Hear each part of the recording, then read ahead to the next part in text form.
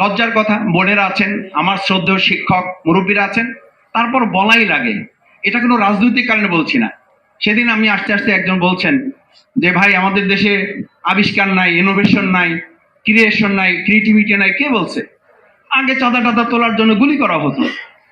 আমাদের দেশে বলা হয়েছিল দুর্নীতির টুটি চেপে ধরা হবে। এখন তো দেখছি যে ইনোভেশন হয়ে ক্রিয়েটিভিটি ডেভেলপ করে এখন অন্য কিছু চেপে ধরা হচ্ছে। তো ইনোভেশন নাই কে বলছে? ইনোভেশন তো আছে, ডেভেলপমেন্ট তো হয়েছে আমাদের। কে বলেছে হয় নাই? এই আপনি গ্লোবাল ইনোভেশন ইন্ডেক্সে আমরা 134তম, 122 থেকে আমরা 134তমতে ইনোভেশন সেক্টরে আমরা আগাইছি। ছাত্র জীবন শেষ করলাম, একটা ইউনিভার্সিটিতে অফার দিল, আমি জয়েন করলাম। কিছুদিন যেতে না যেতেই ম্যানেজমেন্ট বোর্ডে আমাকে ডেকে বলল, আপনি ছাত্র শিবির করতেন? আমি বললাম জি স্যার, আমি ছাত্র শিবির করতাম, সাধারণ একজন কর্মী ছিলাম। বলছে ম্যানেজমেন্ট থেকে বলা হয়েছে আপনার পড়াশোনা একবারে খারাপ না, ক্লাসের শিক্ষার্থীরাও খুশি, কিন্তু দুর্ভাগ্যজনক ভাবে আপনাকে সামনের কোর্সে আমরা ইনভলভ করতে পারতেছি না।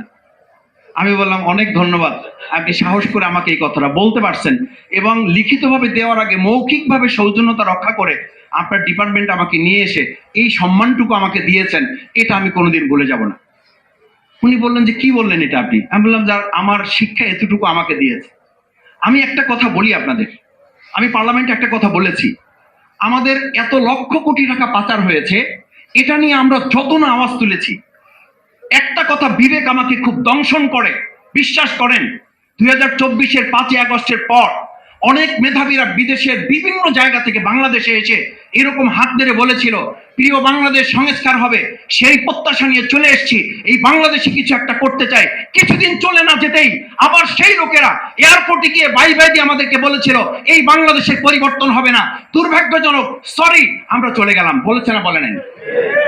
আমার বাংলাদেশে হাজার হাজার মেধাগুলো পাচার হয়ে গেছে, সেটা নিয়ে এই দেশের একজন রাজনীতিবিদ কথা তোলে না। আমি তো ছোট একজন মানুষ, কি করবেন মেধা দিয়ে? আপনি শিক্ষা সংস্কার করে কি করবেন?